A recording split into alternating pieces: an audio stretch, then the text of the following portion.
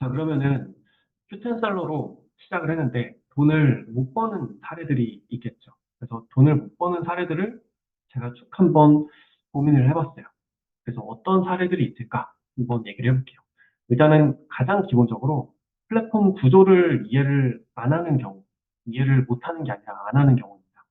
대표적인 게 제가 큐리니 프로젝트를 진행을 하면서 처음에는 이제 큐텐에서 상품을 리서치하는 부분들이라든지 뭐 상품을 카테고리를 어떻게 분석을 한다라든지 이런 부분들도 꼭 같이 보시게끔 안내를 해드리는데 여러분들이 셀러라고만 생각을 해서 그냥 관리자 페이지 안에서만 내용들을 다 파악을 하는 경우들이 대표적인 사례라고 보시면 됩니다. 한마디로 셀러 입장만 생각을 하고 구매자 입장에서는 전혀 생각을 안 하는 부분. 그래서 여러분들이 등록한 제품이 어떤 곳에 어떤 구조로 노출되고 어떤 형태로 노출되고 다른 셀러들과 차별성은 어떻게 되고 이런 부분들을 전혀 파악을 안 하는 형태라고 보시면 될 것 같아요. 자, 그리고 두 번째로는 큐텐 매뉴얼을 제대로 익히지 않는 경우. 세 번째로는 내가 플랫폼에 맞추는 게 아니라 플랫폼을 나한테 맞추는 경우. 이 부분은 좀 더 쉽게 얘기를 해보면은 어떤 분들 같은 경우는 이제 나는 해외에서 상품을 판매를 하다 보니까 무조건 뭐 곱하기 뭐 2.5배로 곱하기 뭐 차입가 대비 뭐 2.5배로 나는 상품 등록할 거야. 또는 뭐 한 개당 무조건 뭐 10,000원 이상씩 마진을 책정할 거야.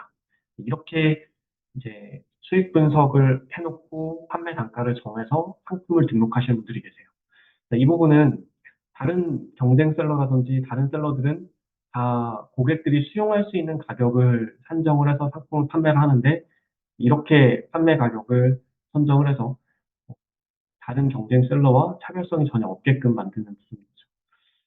자, 네 번째, 그냥 무작정 상품만 등록하는 경우, 이제 전략 없이 상품만 등록하는 케이스, 누구나 다 똑같은 아이템만 파는 경우, 이거는 당연히 경쟁 셀러 때문에 그렇겠죠. 저도 예전에는 이제 대량으로 상품을 등록하면서 그때는 그냥 무작정 상품만 등록하면은 뭐 얻어 걸리겠지라고 생각을 했어요. 근데 제가 내린 결론은 큐텐에서 처음에 상품을 약 한 10만 개 정도까지 대량 등록한다라고 해서는 별로 반응이 없었습니다. 그리고 한 30만 개까지 늘려봤더니 그제서야 반응이 조금 더 있었었고 70만 개 정도까지 늘리니까 그제서야 어느 정도 되게 골고루 되게 다양한 아이템들이 팔리는구나 이걸 느끼게 됐어요.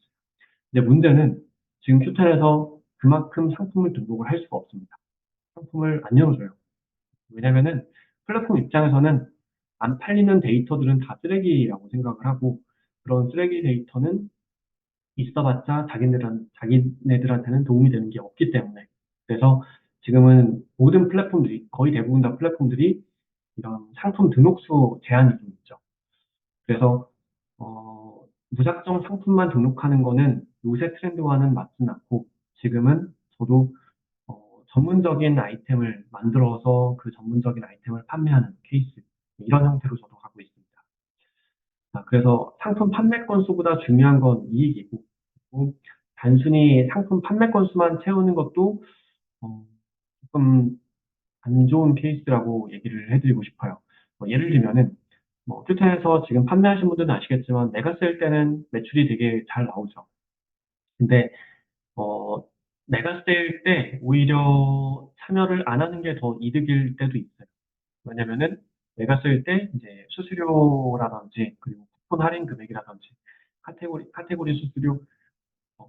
수수료 그리고 쿠폰 할인 금액 그리고 최근에는 이제 내가 쓸 때 1%의 수수료가 더 차감이 되기 시작을 했기 때문에 이런 수수료를 다 제하고 나면은 실제로 나한테 남는 게 없는 경우 특히나 리셀러 분들 같은 경우는 메가세일을 통해서 아까 제가 여기에 적어놨었던 이런 자산이 안 남는 경우, 이 안 남는 경우는 그냥 거의 봉사를 하는 수준이기 때문에 오히려 그럴 경우에서는 차라리 그냥 메가세일을 참여를 안 하시는 게 더 나을 수도 있습니다.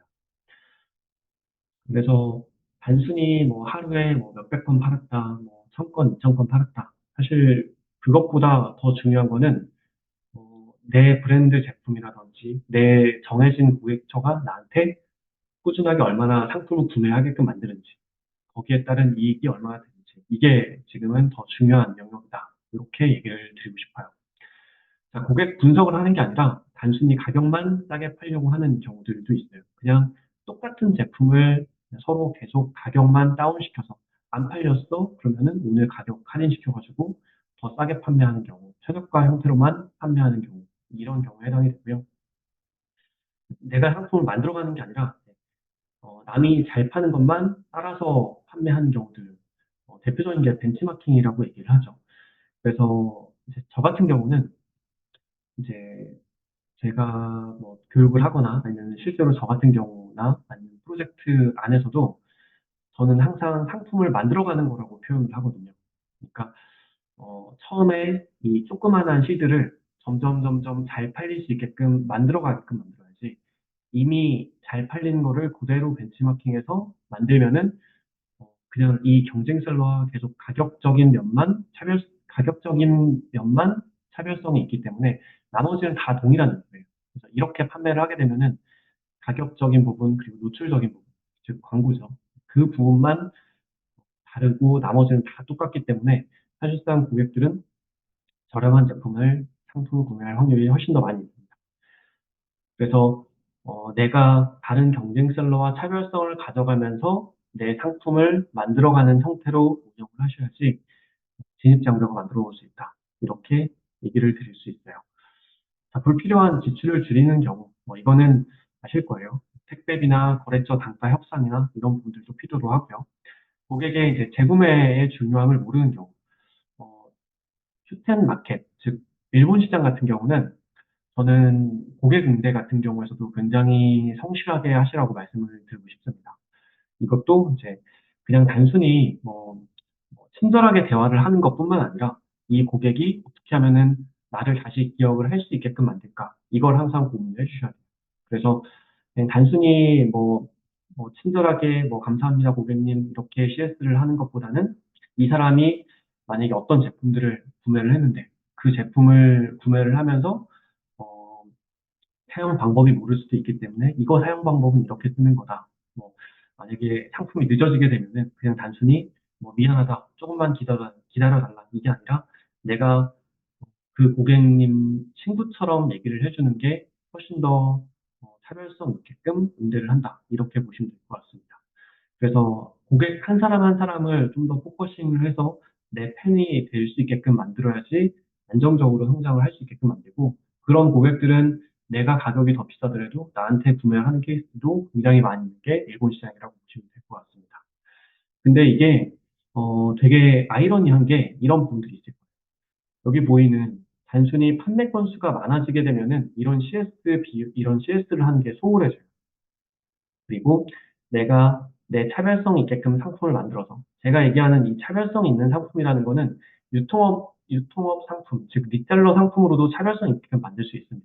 꼭 내 브랜드 제품이 아니더라도. 그래서 내 차별성 있는 제품을 만들어서 이런 CS 부분도 차별성 있게끔 만들게 되면은 고객들은 나한테 다시 재구매를 하는 케이스가 많은 시장이 일본 시장이다. 이렇게 얘기를 드리고 싶고요. 자, 그리고 내가 정한 시간 내에 완료하는 게 아니라 계속 내일로만 미루는 경우.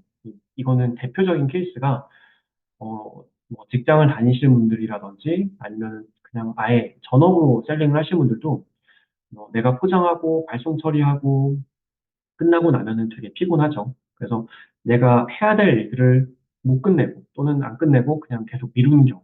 그래서 데드라인을 항상 정해놓고 업무를 하셔야지 여러분들이 성장을 하실 수 있을 거라고 생각을 합니다. 그래서 정리를 해보면은 단순하게